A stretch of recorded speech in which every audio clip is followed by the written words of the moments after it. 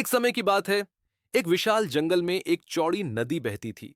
नदी के किनारे एक ऊंचा जामुन का पेड़ था, जिसकी शाखाओं पर काले बैंगनी रसीले जामुन लटकते थे।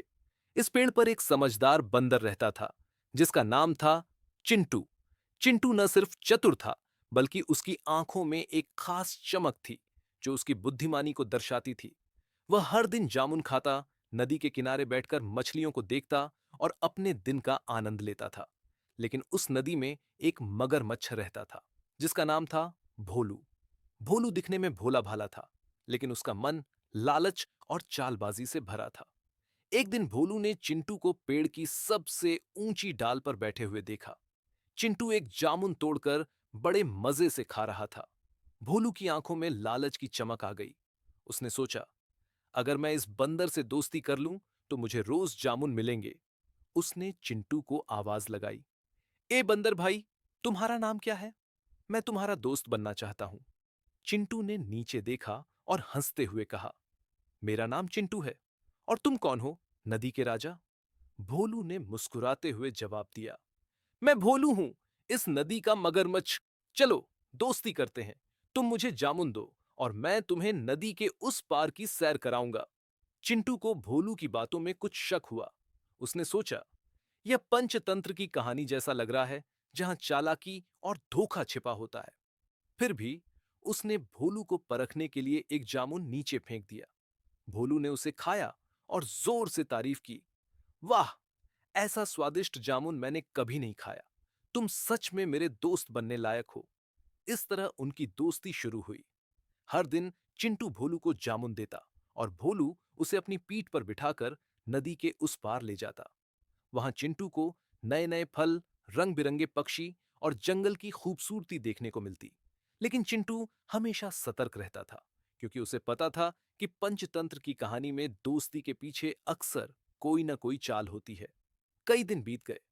एक दिन भोलू की पत्नी, जिसका नाम गंगा था, ने उससे पूछा, ये जामुन तुम हर दिन कहां से लाते हो? भोलू ने सारी बात बताई कि कैसे वह चिंटू से जामुन लेता है। गंगा की आंखों में लालच की आग भड़क उठी। उसने कहा, अगर यह बंदर इतने मीठे जामुन खाता है, तो इसका दिल कितना स्वादिष्ट होगा। इसे मेरे लिए पकड़ लाओ। भोलू पहले तो हिचकिचाया। उसने कहा, गंगा, यह पंचतंत्र की कहानी का हिस्सा हो सकता है। चिंटू मेरा दोस्त है, उसे मारना ठीक नहीं। लेकिन गंगा ने उसे बार बार उकसाया, अगर तुम मुझसे प्यार करते हो, तो उसका दिल लाओ। आखिरकार भोलू गंगा की बातों में आ गया। अगले दिन भोलू चिंटू के पास गया और बोला, दोस्त, आज मेरी पत्नी गंगा तुमसे मिलना चाहती है। वह तुम्हारे लिए खास मछली पकाएगी। मेरी पीठ पर बैठो, मैं तुम्हें अपने घर ले चलता हूं। चिंटू को भोलू की आवाज में कुछ अजीब सा लगा। फिर भी उसने भोलू की चाल को समझने के लिए हां कह दी। वह भोलू की पीठ पर बैठ गया। जैसे ही वे नदी के बीच में पहुंचे, भोलू ने हंसते हुए कहा, चिंटू, सच तो यह है कि मेरी पत्नी तुम्हारा दिल खाना चाहती है। अब तुम बच नहीं सकते। यह सुनकर चिंटू के होश उड़ गए। नदी का पानी ठंडा था और भोलू के दांत उसकी पीठ के पास चमक रहे थे। लेकिन चिंटू ने हिम्मत नहीं हारी।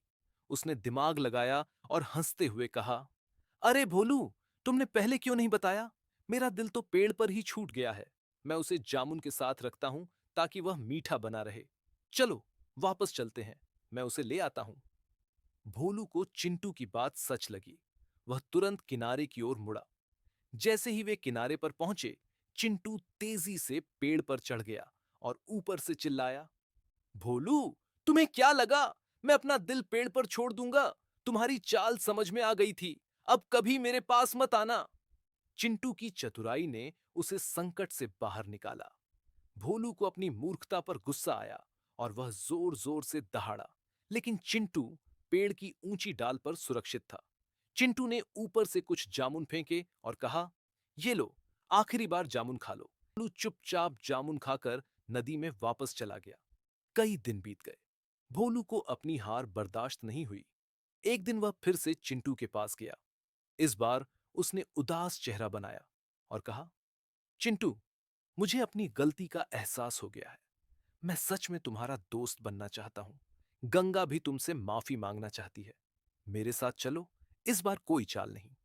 चिंटू ने भोलू की बात सुनी, लेकिन उसका भरोसा अब पूरी तरह टूट चुका था।